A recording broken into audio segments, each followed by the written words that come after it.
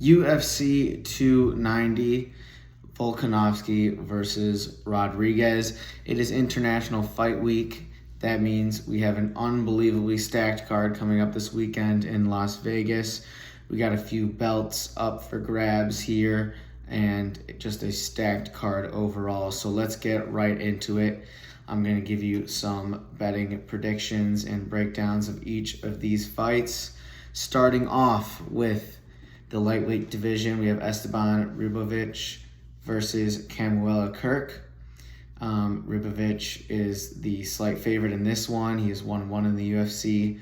Kirk is 1-1 as well, coming in at plus 30. Between these guys, Ribovic, he's got a loss versus Rajabov. He got taken down a bunch, but did show some good striking, dropping Rajabov in that one. Definitely did get exposed in the grappling department.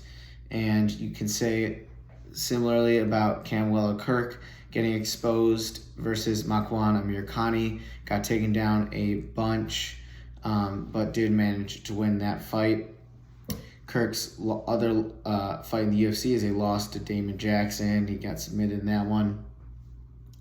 Both these guys just no takedown defense. They've neither have shown any takedown defense in their UFC careers up until this point. So I think that grappling is going to cancel out. And for this one, it just comes down to Ribovic is the better striker. I think he's got a little more dog in him, a little more tenacity. I think he'll get a decision win in this one over Camuela Kirk. Up next is a flyweight fight between Jesus Aguilar and Shannon Ross. Aguilar is the minus 145 favorite, with Shannon Ross being a plus 125 underdog. Aguilar is 1-1 in the UFC. He's got a loss to Tetsuro Taira, but also got a win as well. Shannon Ross, on the other hand, is 0-2, losing his UFC debut as well as his Contender Series fight. Guys, I'm surprised Shannon Ross has gotten a third fight in the UFC. He's made it a lot longer than I thought. Lost his Dana White Contender Series debut, still managed to get a fight after that scheduled, where you have other guys winning their debuts and not getting a contract. So possibly he's benefiting from being in the flyweight division and there's just a less pool of fighters to choose from, so they're signing more guys. I think that's the most likely thing here, because I really can't imagine what hype there really is around him. He doesn't have the best record.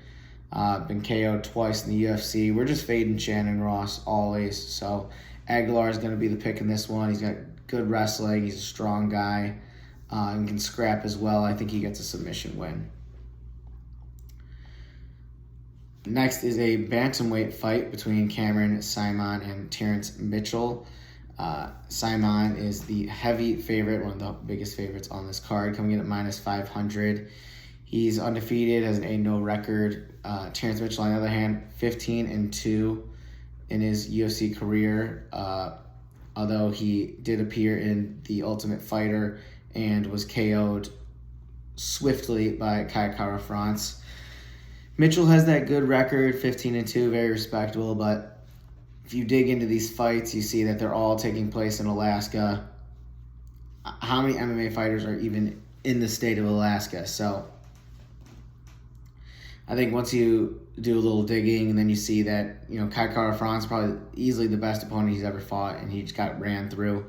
That is a negative sign for Terrence Mitchell. Cameron Simon, on the other hand, young guy. I think he's only 22, 23, one of the youngest fighters on the roster. A lot of skill, a lot of hype surrounding him. One of two South African fighters. So him and Dricus du Plessis kind of have that connection there. Both are on this same card. I think the UFC is definitely wanting Simon to put on a show here. I think he gets a KO.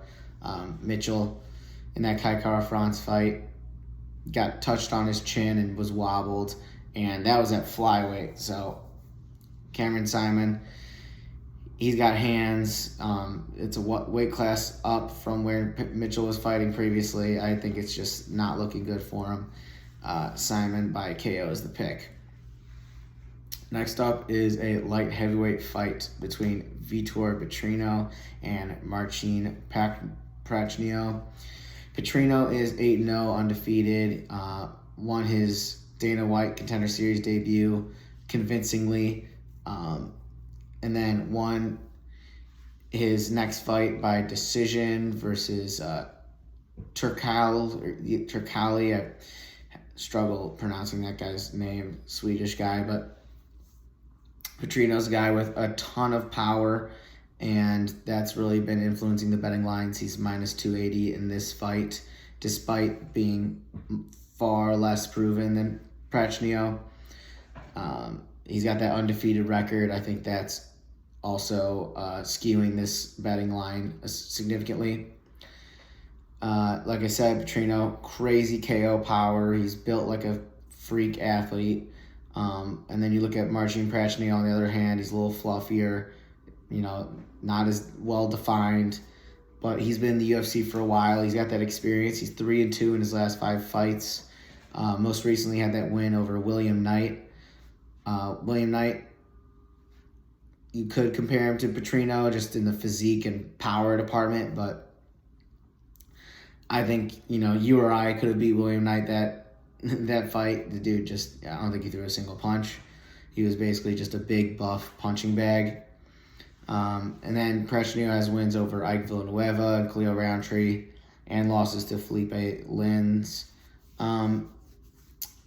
Prachnio, this is just a classic experience versus, hype and potential. Prachnio is the far more experienced guy, and I'm going to side with that more often than not. Petrino just did not impress me too much in terms of just the crispness of his striking. He throws wild. He kind of looks like one of the gas station inflatables, like just throwing his arms all around when he's throwing punches, and I don't think that's going to cut it. Prachnio's got solid leg kicks. I think he's going to chop his legs down, and I think he's going to get a KO. So loving the value we're getting out of Prachnio in this one. Next is a flyweight fight between Tetsuro Taira and Edgar Chairez.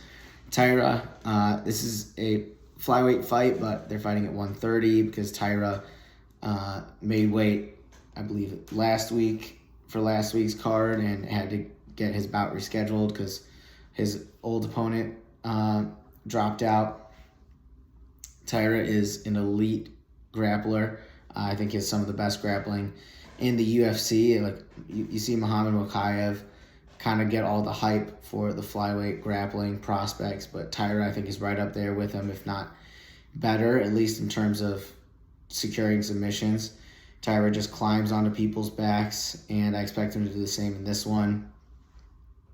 Chairez has a submission loss to Jesus Aguilar, who Aguilar himself was submitted by Taira, so I think Taira finds a way to get the submission in this one and keep his undefeated 13-0 record intact. You're not getting a lot of value from Taira in this one, so it's a tough one to just throw in a parlay, especially he's at like around minus 1,000 odds. But I think if you guess the submission, you're going to get a little better value out of it. In terms of betting odds, next up is a light heavyweight fight between Jimmy Crute and Alonzo Menefield. The long-awaited rematch between these two. I think this one's been rescheduled before, I want to say, but it's finally happening. Both guys made weight.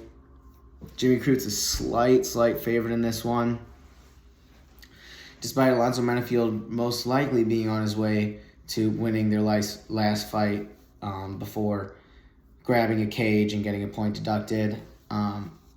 Although you could also argue that if Menefield didn't grab the cage and got taken down, he probably would have lost the round, which is a fair argument in my eyes. It was a weird first fight, ended in a draw. I picked Menefield before, just siding with his power over Jimmy Crute's well-roundedness and grappling. Crute's going to shoot for takedowns. Menefield early on was able to defend the takedowns well in their first fight, but struggled later on in the fight. But Menifield did show that he could find Crut's chin, rocked him a few times, and Crute definitely was in the most danger out of the two in their first fight. I think if he gets himself in a similar predicament or gets caught in a similar manner this time around, he might get finished. So I think Menifield gets a KO in this one. Next up is a strawweight fight between Yasmin Jauregui and Denise Gomez. Jauregui is 10-0, 2-0 in the UFC. Denise Gomez is 2-1 in the UFC. On the other hand, Jauregui is the large favorite in this one, coming in at around -400, with Gomez being +300. Yasmin is definitely one of the highest touted female prospects in the strawweight division right now. In her most recent fight, she got dropped by Estela Nunes. Nunes has a lot of experience, not the best fighter, certainly in the division, but Jauregui got dropped, but found a way to come back, stay in it, and get a finish of her own with some ground and pound after knocking Nunes down. So I definitely think Jauregui is the hype is warranted with her. She just has a lot of power, very well-rounded, good grappling for the division. Then you have Denise Gomez, who is much more wild, super exciting to watch. She just throws caution to the wind, charges at people, and paid off in her most recent win, KO win over Bruna Brazil. But she also has that loss versus Luke Bonami, which is a bit of a red flag. Luke Bonami is kind of the perfect example of a gatekeeper, litmus test how good you are. I think Yasmin passes this test of Denise Gomez and wins a decision pretty convincingly. Next up would have been JDM versus Josiah Harrell, but as of like 10 minutes ago, the fight is off. Josiah has a mysterious injury. JDM cannot catch a break here. I think that's the second opponent to cancel on him. Really sucks because the guy's just so electric. JDM, obviously traveled to Vegas from Australia, so where does he go from here? Is there another UFC event coming up? Let's just research that really quick. Because perhaps they can find him an opponent for next week. You could throw him on the Holly Holm card, and you could probably make him the main event and have him just leapfrog Holly Holm and Mayra Bueno Silva, but that's not my call to make. So we're going to keep it moving. I think he would have ran through Josiah Harrell, though, for what it's worth.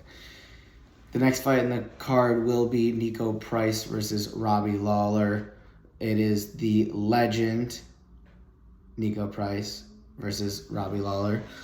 Nico Price, he is the -260 favorite in this one, despite being 1-3-1 in his last 5 fights. Robbie Lawler coming in at a 2-1 underdog. He is 1-4 in his last 5. Has some rough losses. Lost to Kobe, which is, Kobe's, he's good. He gets shit on, but let's be real. He's one of the best welterweights in the world. And he's got the losses versus Neil Magny and a recent KO loss to Barberena. His only notable win was Nick Diaz, who straight up just gave up, 2/3 into the fight. Robbie Lawler, Hall of Famer, legend of the game. The UFC wouldn't be where it's at without him, but the guy's just got a lot of miles on him, and his age really caught up with him as of recent. I don't even think Nico Price is like that good, but he's the younger guy. He's got KO'd by Philip Rowe, but he was able to rock Philip Rowe before that. I think Price gets a KO in this one. It's going to hurt my heart to see Robbie Lawler get done like that, but that is the prediction here. Next, we have Bo Nickel versus Val Woodburn. We are on the main card. Bo Nickel coming in with a lot of hype, and as it stands, he's about to be the biggest favorite in UFC history. That makes no sense to me, if I'm being honest. Bo Nickel, largely unproven. His biggest win is versus Jamie Pickett, but he has as much talent as really anyone in the UFC has ever seen. Grappling department, you could make an argument for him being the best pure wrestler ever in the UFC. Of course, you've got other guys, Olympians, DC and stuff, but people don't really realize that Bo Nickel was on that Olympic path and likely would have qualified for the Olympics. Just wanted to shift gears to MMA, which I think was a good decision for him. But yeah, the guy really was gate-kept by guys like, David Taylor and some of the elite American wrestlers who, are silver and gold medalists in their own right. So the wrestling is ridiculous from Bo Nickel. He's freakishly athletic, and the grappling does look like it already pretty much holds up to most of the guys that he'll find in the 185 division. I think he runs through Val Woodburn, all due respect. The guys, from what I've heard, this is a part-time gig for him. He's got his own other shit going on.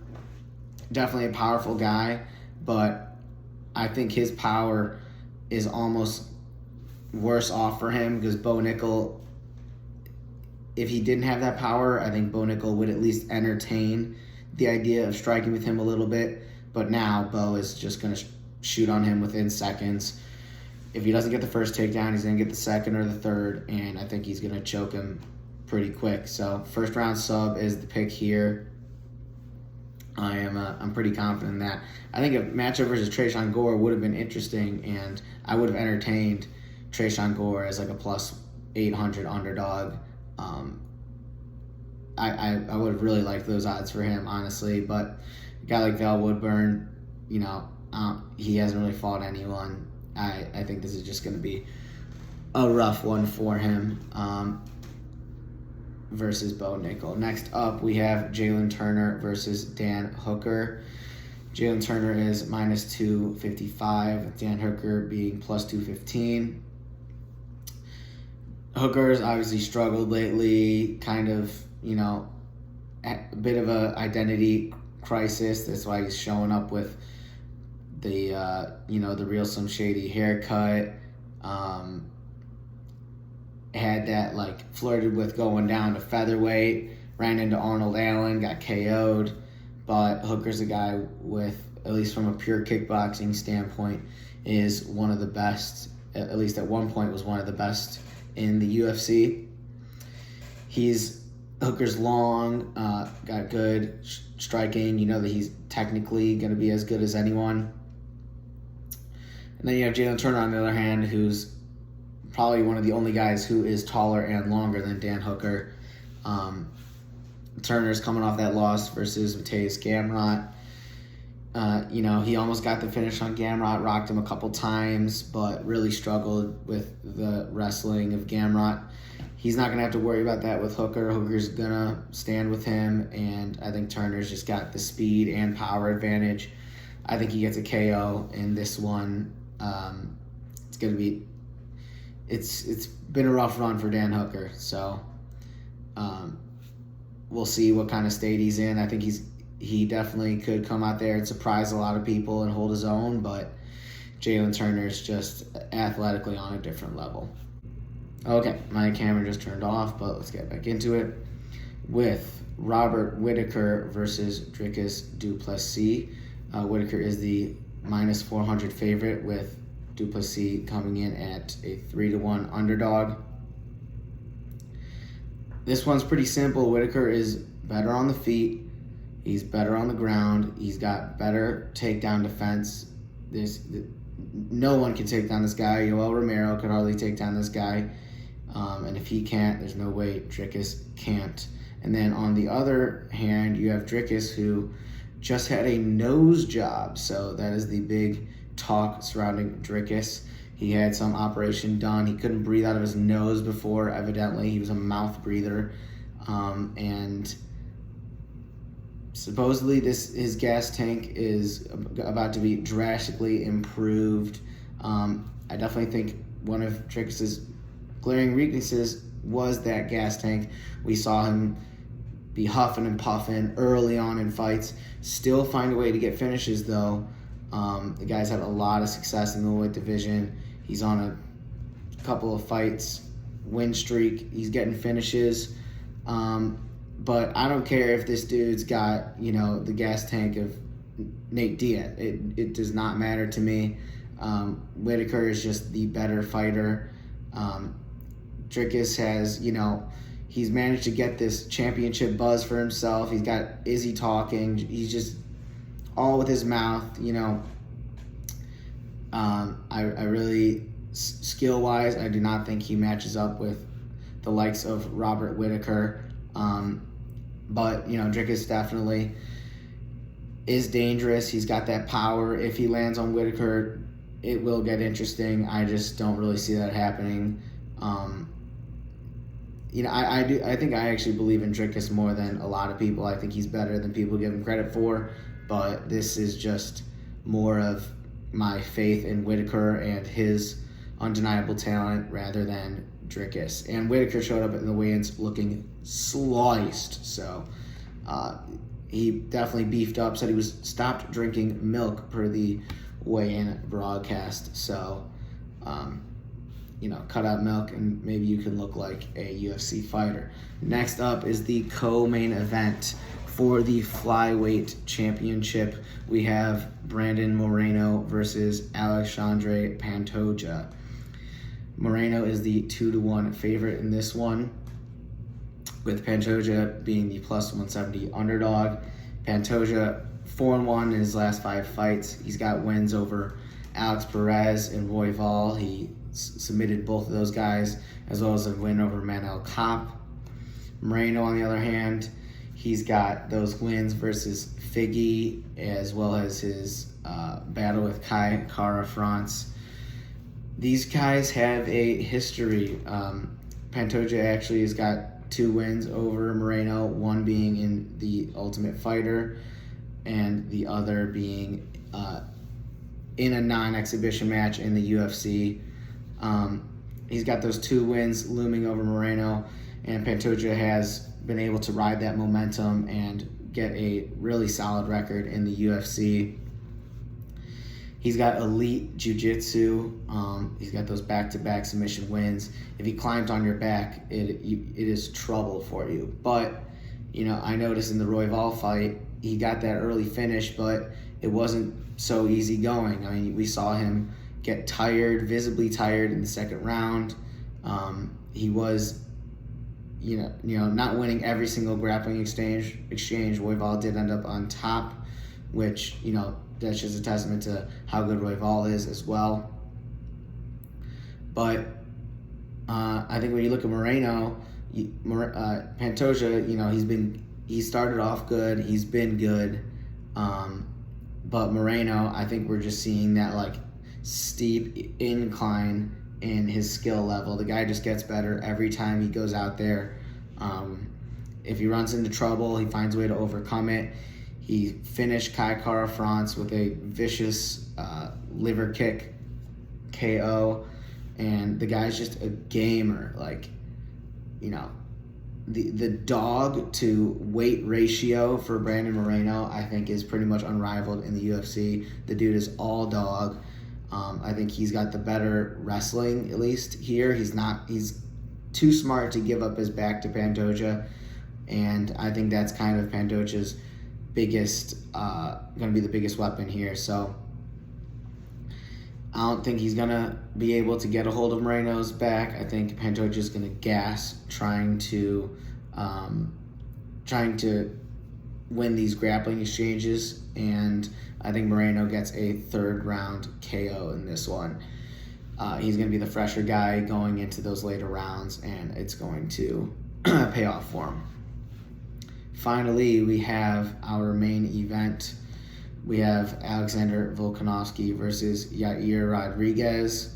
Volkanovski is, as of right now, the minus 380 favorite, with Yair being plus 290, although that odds difference does seem to be shrinking.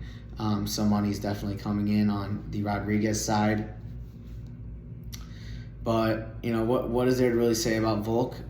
He's the pound-for-pound best fighter in the UFC in my eyes, despite losing that close fight to Islam.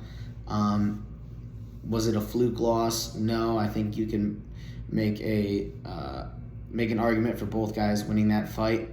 But Volk was the guy coming up a weight class. Islam had much less. He was fighting where he usually fights. Volk was taking on a new challenge after being at 145 for so long, and Volk proved that he's good enough to hang in there with anyone. I have a theory that Volk is the only fighter in UFC history who I believe could make a legitimate shot at every single belt. Be it flyweight, which would, he'd probably have to cut off both of his legs at the kneecap. But even doing that, I think he'd have a chance to win the flyweight championship to make that 125. Bantamweight, that's a tough weight cut, but he makes 145 work. I mean, I think he could somehow manage it. And then we've seen Rugby Volk. The guy was a freaking tank. I think they said he got up to like 240. So, he could get beefed up for heavyweight. So, but yeah, back to this fight. Yair is a really interesting opponent for Volk. I think he's one of the more unique fighters, not only in the division, but in the UFC. He's got crazy kicks. He can hit you from different angles. He's using his elbows. And, just from like a flashiness and like technique standpoint, I think Yair is, almost in a league of his own. But he kind of has had the fraud path to getting to this title. Let's just call it what it is. Losing 24 minutes and, 55 seconds versus the Korean Zombie. And the Zombie, he could have easily just sat back, let that bell ring, and just, backpedal for the last 10 seconds and win the fight. And, who knows where Yair is at this point. So you have that. Goes and beats Jeremy Stevens, very convincing win. And then he goes and gets dominated by Max Holloway. So now that's, 2 losses within 3 fights of each other. And he has a chance to go and prove himself versus Ortega, and then due to no fault of his own, Ortega dislocates his shoulder, and we don't really get a real winner out of that fight. So and he managed to get an interim title shot as a result of that. Obviously, he showed out in that fight versus Josh Emmett. So, that night he proved that between those two, he deserved the belt more. But I just feel like he's had an easier path than a few guys to get to this point. And just given that, I'm going to go with Volk. I'm going to go with the guy who his only loss in like 20 fights was up a weight class versus a guy who's really dominated everyone he's ever run across in the UFC, at least as of late. Yair said in the interview he downplayed, how strong physically Volk is. He thought that isn't going to play a part, but I think that's going to play a massive part. Volk is, once he gets his hands on Yair's going to feel a strength that he has not felt before. Josh Emmett's pretty bulky, but I don't think he knows how to use his strength, at least from a grappling standpoint, nearly as much as Volk. So Volk's going to have that strength advantage. He's one of the best strikers in the UFC by himself, like in his own right. And, he's got the experience, and he's just proven that he's one of the best to ever do it. I think with a win here, that catapults him to, I'm almost ready to throw him in the GOAT conversation. I think could pass up Khabib very, very soon, especially if he goes and wins the lightweight belt. I think, John Jones almost has another fighter to worry about coming for that greatest of all time title. But that is the breakdown. Thank you for taking the time to listen to it. Let me know what your thoughts are in the comments if you would like, and have a good International Fight Week. I'm out.